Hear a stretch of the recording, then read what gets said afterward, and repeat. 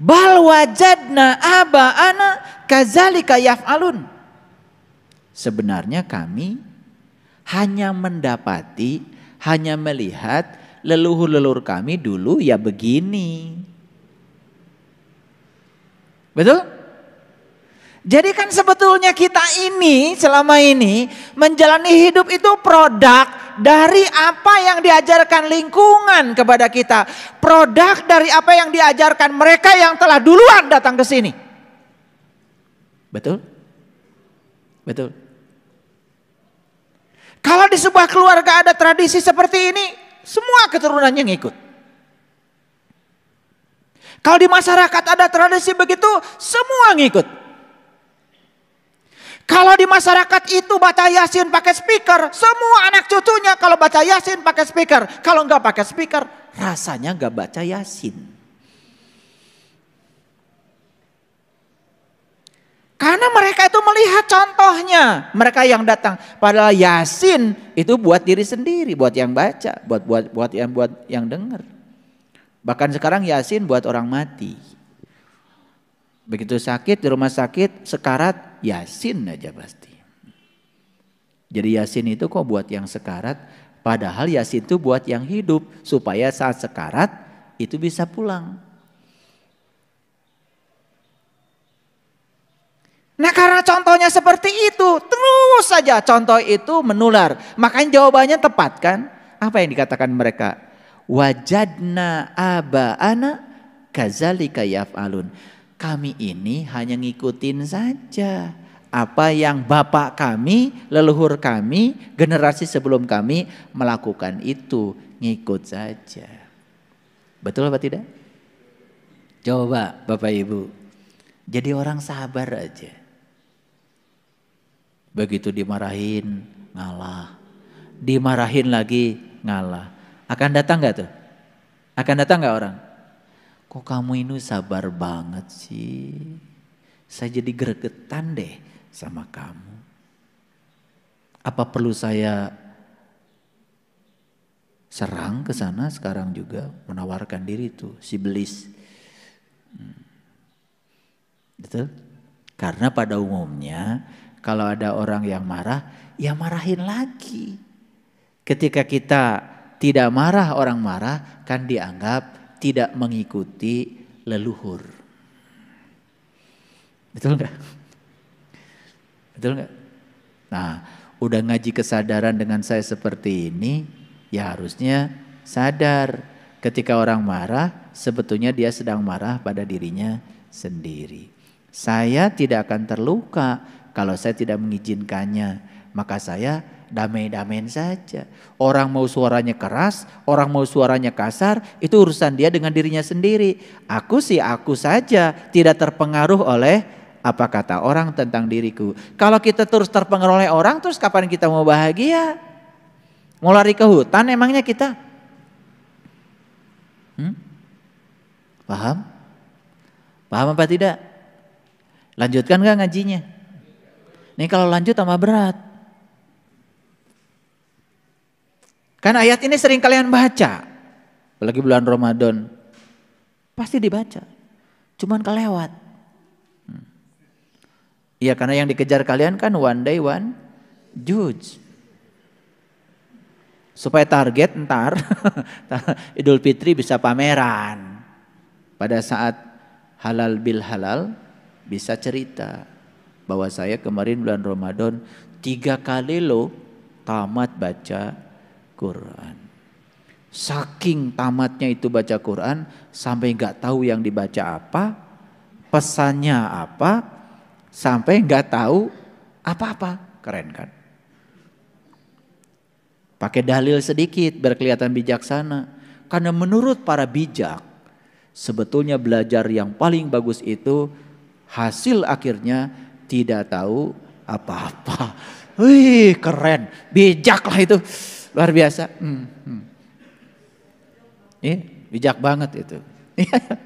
Karena menurut Aristoteles, pakai Aristoteles lagi. Itu memang Aristoteles yang bilang begitu, ya. Jadi puncaknya ilmu itu nggak tahu apa-apa. Bener itu, sampai nggak tahu apa-apa. Ditanya Al-Baqarah nggak bisa jawab, Ali Imran nggak bisa jawab. Ditanya yang pendek saja surat Al-Ikhlas nggak bisa jawab. Karena puncaknya ilmu nggak tahu apa. Keren banget. Udah dibungkus lah pakai kain kehormatan itu, udah bijaksana banget. Baik, kita lihat. Ini semoga bisa sampai ke inti-intinya. Baik, kita lihat. Qala apa ro'aitum ma kuntum ta'budun? Ibrahim lagi nih yang ngomong. Apa ro'aitum? Maka apakah kamu telah memperhatikan? Nah, ini yang saya nggak setuju. Ro'a itu bukan memperhatikan. Ro'a itu melihat. Apa ro'aitum ma kuntum ta'budun? Apakah kamu telah melihat yang kamu sembah itu? Ini diplesetkan aja sedikit. Memperhatikan, kacau. Tetapi kan kalian adem aja baca terjemahan ini, betul? Coba kalian baca terjemahan ini, adem aja, gak ada yang mengganggu di sini. Kayaknya saya yang aneh, karena saya begitu membaca terjemahan ini terganggu. Karena ro'a itu bukan memperhatikan, ro'a itu melihat. Dan pertanyaan dari ayat ini adalah Ibrahim itu nanya tuh sama si orang-orang ini, apakah yang kamu telah, ya, maka apakah kamu telah melihat apa yang telah kamu sembah? Jadi ayat ini memberikan sebuah pesan, yang kamu sembah itu harus kamu lihat. Jadi kalau begitu selama ini kalian ini menyembah yang terlihat atau yang tidak terlihat? Jujur. Jujur. Menyembah yang terlihat atau yang tidak terlihat? Dulu sih menyembah yang tidak terlihat. Sekarang betapa nikmatnya ketika kita bisa menyembah yang terlihat. Keren banget itu. Makanya ayat ini kalau nggak saya luruskan, itu terjemahannya jadi kacau. Ro'a itu artinya melihat. Ru'yat itu artinya melihat. Oh, bulan belum terlihat. Karena di ru'yat gak terlihat. Dihisab aja, dihitung pakai hitungan bulan. Gitu. Ru'yat itu melihat. Di zaman para rasul, para nabi, ru'yat itu adalah ilmu yang agung. Yaitu ilmu untuk melihat Tuhan. Jadi ru'yat itu terbuka mata kalbu sampai kita menyaksikan siapa Tuhan yang kita sembah. Itu ru'yat. Ya, luar biasa ya. Ini nih coba perhatikan. Harusnya ayat ini tuh membuat kita tersentuh kan harusnya. Apakah kamu telah melihat yang kamu sembah itu? Kok kamu belum pernah lihat? Kok kamu sembah sih? Gitu kira-kira begitu. Dibuat-buat itu sama saya. Biar lebih kena bahasanya. Paham? Jadi kesimpulannya apa? Yang kamu sembah itu harus terlihat. Makanya kan Sayyidina Ali ketika ditanya. Ya Ali, ketika sedang wudhu gemetaran. Dan Ali mengatakan, seandainya kalian tahu siapa yang akan aku sembah setelah wudhu ini, kalian akan mengalami pengalaman yang sama seperti aku. Ya Ali, apakah kau melihat Tuhan? Ru'yatullah bi'ainil qalbi. Aku melihatnya dengan terang mata kalbuku. Oh Ali. Jadi Tuhan itu terlihat. Aku tidak mau menyembah Tuhan yang tidak bisa aku lihat. Rasulullah mengatakan, aku adalah kotanya ilmu dan Ali adalah gerbangnya ilmu. Jadi kalau ingin masuk ke kotanya ilmu, lewati dulu Ali. Saya bukan kelompok siapapun, bukan. Tetapi saya hanya mencoba untuk belajar, meniti ke dalam diri. Tidak usah berkelompok-kelompok dalam belajar untuk meniti ke dalam diri, tidak perlu. Antum wa abaukum ya al-akhdamun, kamu dan moya kamu dahulu Fa innahum adun. Yang kamu sembah selama ini itu, yang disembah oleh antum dan semua pengikut-pengikut antum itu dapat dilihat kan gitu pertanyaannya. Nah, ayat ini mengatakan sesungguhnya apa yang kamu sembah itu adalah musuhku. Itu kata-kata Ibrahim. Jadi uduwun itu musuh. Fa innahum uduwun li sesungguhnya yang kamu sembah itu adalah musuhku. Illa Rabbal alamin, kecuali sang keberadaan, sang kehadiran Tuhan semesta alam. Nah, ini sudah mulai berbicara tentang keberadaan nih. Jadi Ibrahim sudah berkesadaran, yang dibicarakan bukan Tuhan pencipta tapi Rabbal alamin, sang keberadaan, sang kehadiran. Hadir beliau bersama kita saat ini? Hadir? Ya, hadir. Terasa ya, hangat sebagai nafas kita. Alladzi khalaqani fahuwa yahdin, yang telah menciptakan aku dan dia pun yang telah menunjungi aku. Jadi Tuhan itu yang telah menciptakannya juga telah menunjukkan jalan untuk menuju kepadanya. Walladzi huwa yut'imuni, ya, wa yasqin, dan Tuhanku dialah yang memberi makan dan minum kepadaku. Jadi siapa yang ngasih makan dan minum? Wah, sudah tahu cara Tuhan ngasih makan dan minum? Udah tahu? Belum tahu? Nih cara Tuhan ngasih makan dan minum gini. Saya kasih contoh.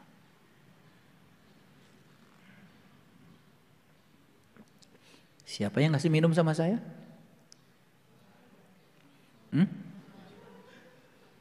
Siapa yang ngasih minum sama saya? Siapa yang minum tadi? Bingung kalian? Yang minum dia, yang ngasih minum dia. Emang tangan saya bisa ngangkat gelas tanpa kehadirannya? Memang tangan saya bisa mengangkat makanan tanpa kehadirannya? Memang tangan saya bisa diginikan tanpa kehadirannya? Inilah pertemuan antara kudrat dan irodatnya dengan kudrat dan irodat yang dititipkan kepada saya. Karena bagian dari dirinya sudah ditiupkan menjadi rohku yang ada dalam diri saya. Beliau maha kuasa, kuasanya sudah diberikan pada kita. Saat kita ingin menunjukkan kuasa, kuasanya beliau bekerja. Saat kita punya kehendak, kehendaknya beliau bekerja. Begitu saya pengen minum, langsung beliau itu mengabulkan. Lihat, saya pengen minum.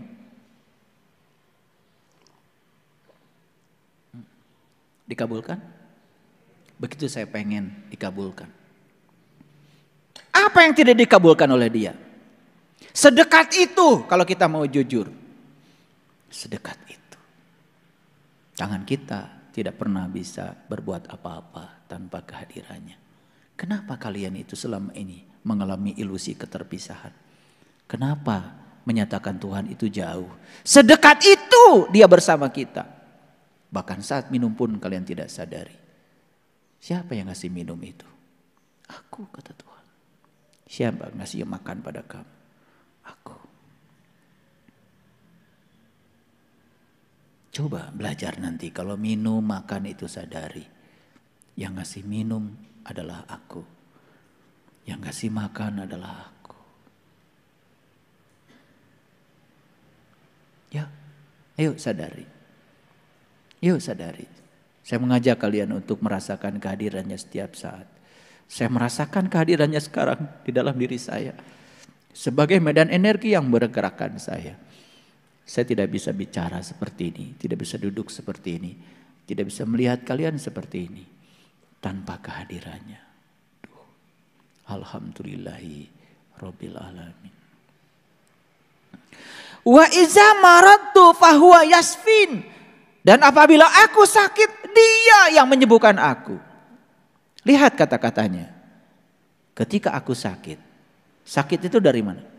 Dari aku. Bukan dari Allah. Allah tidak pernah menciptakan sakit. Tidak pernah menciptakan penyakit. Ketika aku sakit. Sakit itu urusanmu. Dengan dirimu sendiri. Profesor Kazuo Murakami menyatakan. Sakit itu kontribusi jiwa yang kotor 50%. Sakit itu kontribusi pikiran yang keliru 25%. Sakit itu dari hubungan sosial yang terganggu 15%. Jadi kalau jiwanya kotor, pikiran pasti kotor, hubungan sosial terganggu, sudah pasti rubuh tubuhnya. 50%. Tambah 25%. Tambah 15%. Sudah 90%. Gaya hidup, makan sembarangan itu cuma berkontribusi pada kesehatan itu 10%. Apa yang selama ini dilakukan? Ketika kita sakit, tubuh kita rubuh,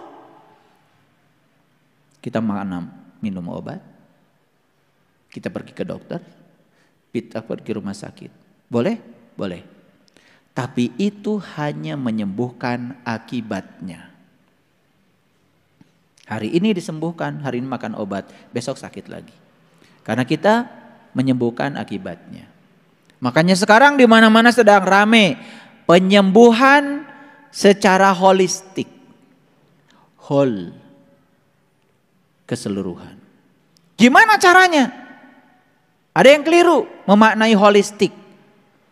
Urusi tubuhnya, urusi pikirannya, urusi jiwanya, semuanya. Keempat unsurnya diurusi, namanya holistik. Bukan. Tindakannya satu saja, tapi hasilnya holistik. Jadi kalau kontribusi penyakit tubuh ini 50% berasal dari jiwa, urusi jiwa. Siapa jiwa? Siapa jiwa? Dan ketika kamu sakit, Dia yang menyembuhkan aku. Ketika aku sakit, Dia yang menyembuhkan aku. Gimana cara proses menyembuhkan diri kita? Tingkatkan saja kesadaran jiwa kita.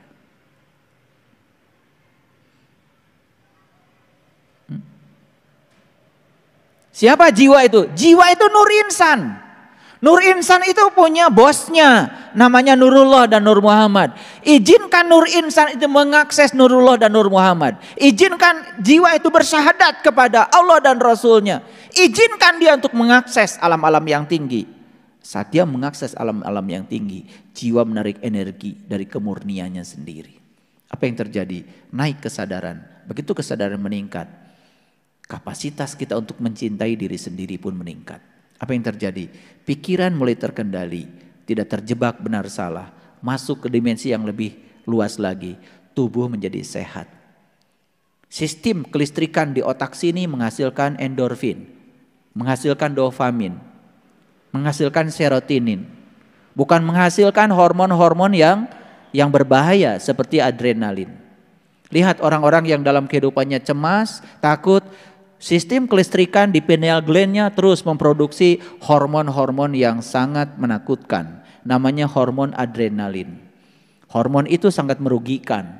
Dan ketika hormon diproduksi secara berlebihan, sistem kelistrikan otak kita terganggu, sistem kimiawi tubuh kita terganggu, ya rubuh tubuhnya, sakit jadinya. Pegang gelas jatuh, padahal umur baru 40. Diajak jalan sama saya, naik sedikit saja, payah. Saya suka ngetes kalian, bukan suka saya ajak jalan. Nanjak sedikit saja udah ngeluh. Dibawa ke Gunung Padang ngitung tangga. Apalagi kalau saya bawa ke Jabal Nur.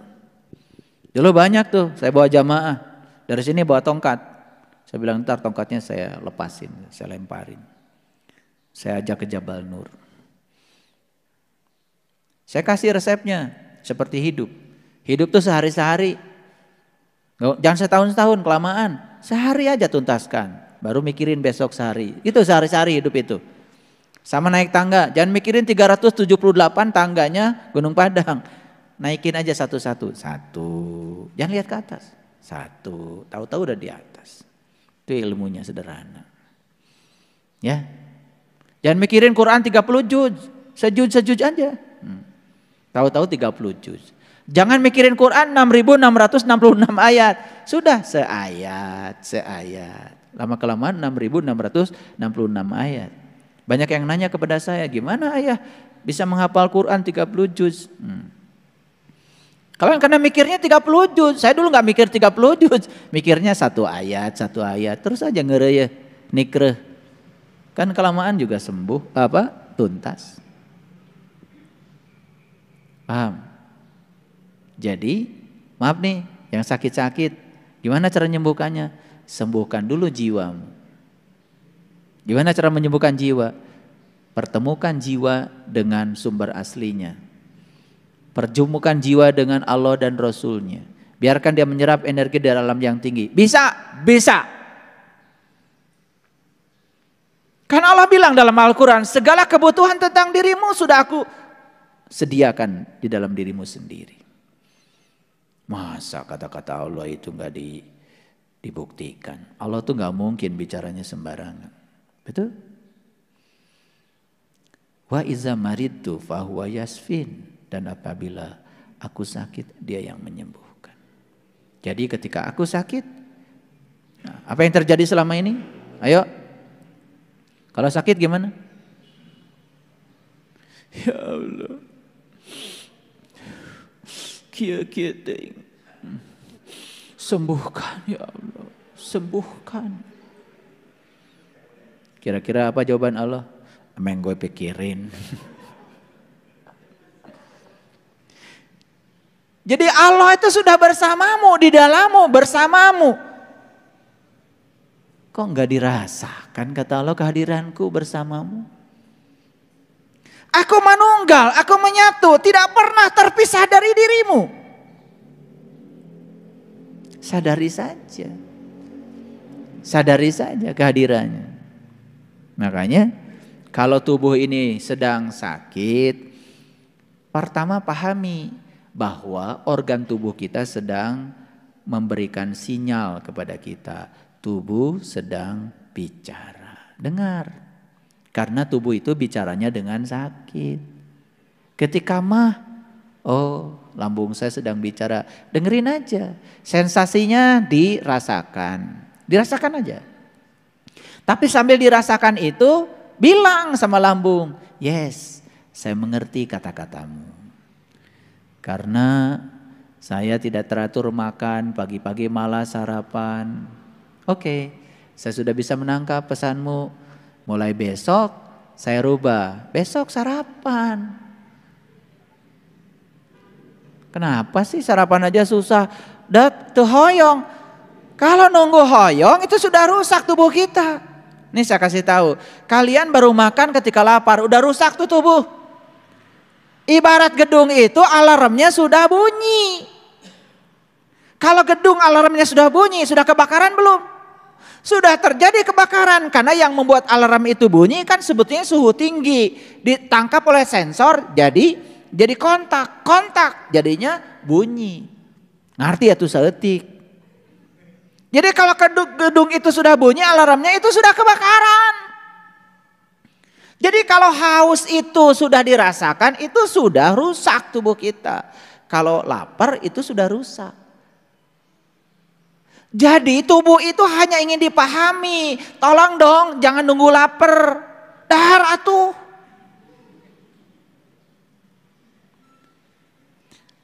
Jangan nunggu haus.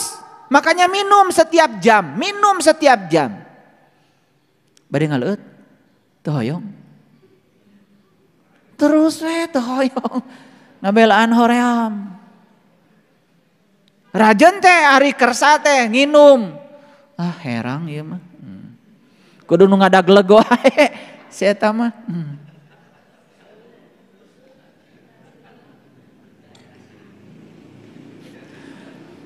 Rajen teh daek nginum kudu nu giung wae. Mun teu giung pahit, kudu nu ngagibleg wae. Kumaha? Teu karunya teh kanu awak. Ciherang, haneut sakdik.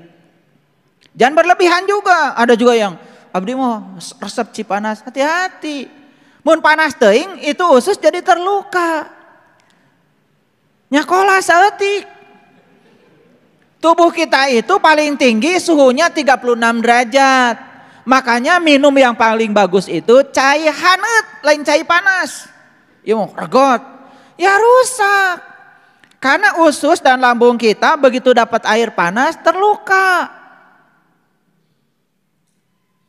Minum wae can lulus. Tong tiis teuing, tong panas teuing, haneut kuku disebutna teh sekitar suhu 3 sampai 36 derajat. Itu mun panas keneh tong diuyup. Iya mah begitu ningali ka kafe, kopi panas 10.000, kopi dingin 20.000. Neng, kopi panas. Dasian kaburu dingin, bayaran 20.000, buru-buru diuyup. Aduh, ternyata nutiis mah mahal. Dasian kaburu tiis. Nutis mah 20.000. Jadi mumpung panas diuyup we. Udah 10.000.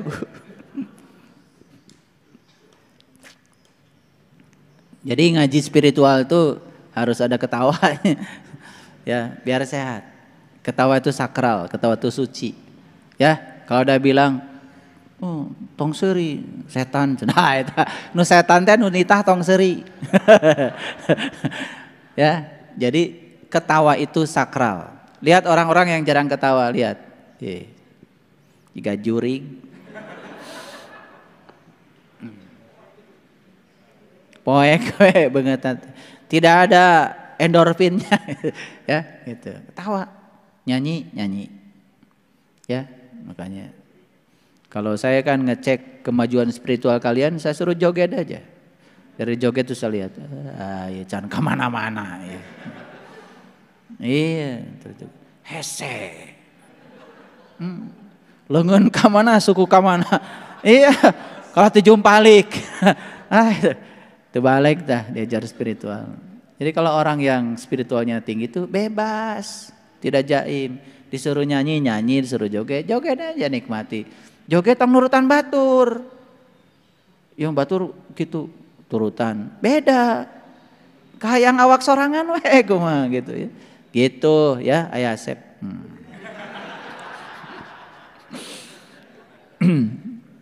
Ayah Asep mah pinter tuh. Silat bisa, karate bisa. Jurusnya kayak cililin, bukan cimande. Iya, makanya kemana-mana teh toleh nyoren bedog we, jeung pacul. Da silatna make bedog. Ya, hasilnya luar biasa ya.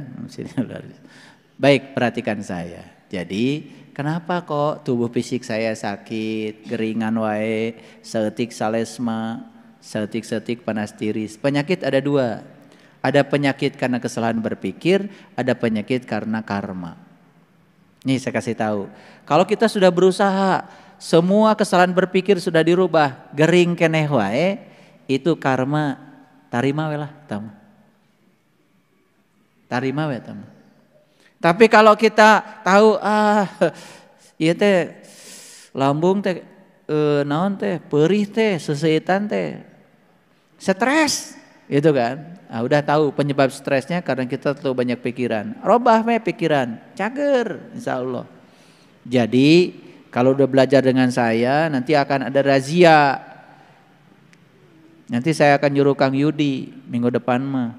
Pariksa eta dina kantongna teh bisi aya obat nyeri sirah. Piraku sudah belajar spiritual nyeri sirah keneh wae. Nanti Kang Yudi periksa. Tanupang lobana obatna berarti dari situ indikator, berarti spiritualnya enggak jalan gitu. Loba teuing pangajian.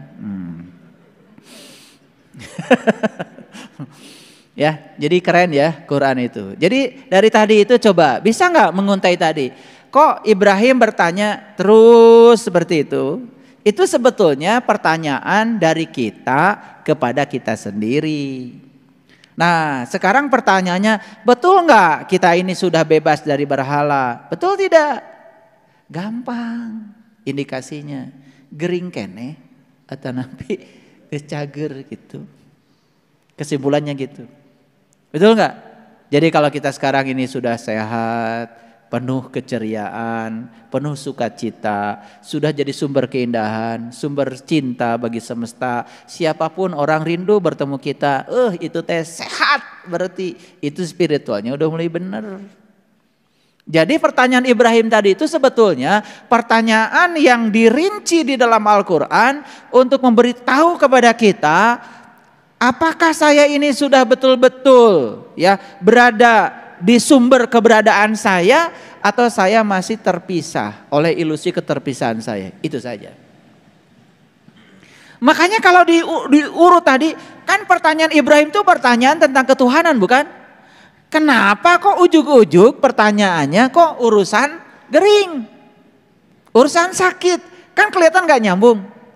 Jadi ayat ini memberikan isyarat kepada kita, sebenarnya kalau spiritualitas seseorang itu sudah bagus, kesadaran sudah bagus, tandanya itu sehat. Nah gimana kalau saya kan sudah tua, udah gak bisa lari seperti dulu lagi? Gak apa-apa, itu hukum alam. Hukum alam. Tapi tua dalam keadaan sehat beda dengan tua geringan. Karena kelihatan ya kalau orang yang di sininya masih mumet, udah ya kelihatan. Banyak permisinya. Lihat kayak Ayah Asep tuh. Sehat. Makanya di Cileunyi disebutnya Rambo. Ya, tahu Rambo? Rambutnya bodas. Iya, kalau jalan kemana-mana nggak pernah pakai sandal, nggak pakai sepatu, makanya sehat, gitu. Padahal usianya sudah luar biasa, masih mencung, masih maco, gitu. Pikiran bebas, merdeka. Jadi kalau belajar agama itu terlalu banyak rasa bersalah, akibat kita mendengarkan terlalu banyak hukuman dan ancaman, tinggalkan itu, nggak benar itu. Sautik-utik neraka. Tong ngaji di tempat gitu, ya. Nanti jadi rusak ya alam bawah sadar kita. Betul nggak? Makanya agama itu rasa bersalah. Ngagambarkeun Allah teh tukang nyiksa, mengazab. Hayo we Allah teh kitu. Lain Allah eta mah si eta. Ya, Allah mah teu kitu. Maha Pengasih, Maha Penyayang. Allah itu tidak pernah menghukum. Saya kasih tahu, Allah tidak pernah menghukum. Dia cuman mengingatkan kita supaya kita tambah baik. Itu saja. Kenali makanya Allah. Tong percaya kasih eta. Allah teh sautik mengazab. Cenah jiga hayam toh diasupkeun ka nu drum, diangkat. Eta mah tukang hayam. Jauh-jauh. Iya. Dibelum cenah dinusunu. Eta mah tukang bakar ikan. Lain Allah. Maksudnya Allah gitu. Allah mah teu kitu. Allah Maha Pengasih, Maha Penyayang. Welas asih. Allah luar biasa. Hoyong eueut langsung panangan digerakkeun. Leres? Iya. Atel tuh langsung we Allah mah. Sugan kadoa heula, ya Allah. Atel ya Allah. Punten ya Allah, ya panangan katuh abdi. Ya Allah, atel. Nunggu dikabulkan dulu. Ente. Begitu atel, tuh langsung. Bagernya Allah. Jadi Allah nusok nuna-nuna, eta mah Allah ciptaan ibu bapa. Menang sorangan. Allah na kitu. Da Allah mah teu kitu. Karaos? Itu. Jadi udah 11:30. Kita tutup saja kajian kita, semoga semua yang saya sampaikan menjadi berkah. Seringnya kalian datang ke sini mendapatkan energi yang berkah dari sini. Bawalah energi itu ke dalam kehidupan, praktekkan. Kalau sudah tahu, praktekkan. Agama menjadi eksis kalau kita mempraktekkan yang kita tahu. Praktekkan dalam kehidupan, insya Allah. Ya, saya selalu support ya, semoga kalian semua selalu damai, sehat, bahagia, berkelimpahan rezeki tanpa batas. Jangan dibatasi Allah dengan pikiran kita. Ya. Jangan minta bis sama Allah. Siapa tahu Allah mau ngasih pesawat. Minta motor ke Allah. Cek Allah teh tadi narek dibere beus. dan minta motor ke sepeda. Ya, cing atuh kalau tong kitu-kitu teuing ya. Allah Maha Kaya itu buktikan bahwa Dia Maha Kaya, akan mencukupi semua kebutuhan hambanya. Ya, itu harus kuat menghadapi kehidupan. Siapkan diri kita menghadapi segala kontradiksi dalam kehidupan. Terima kasih. Assalamualaikum warahmatullahi wabarakatuh.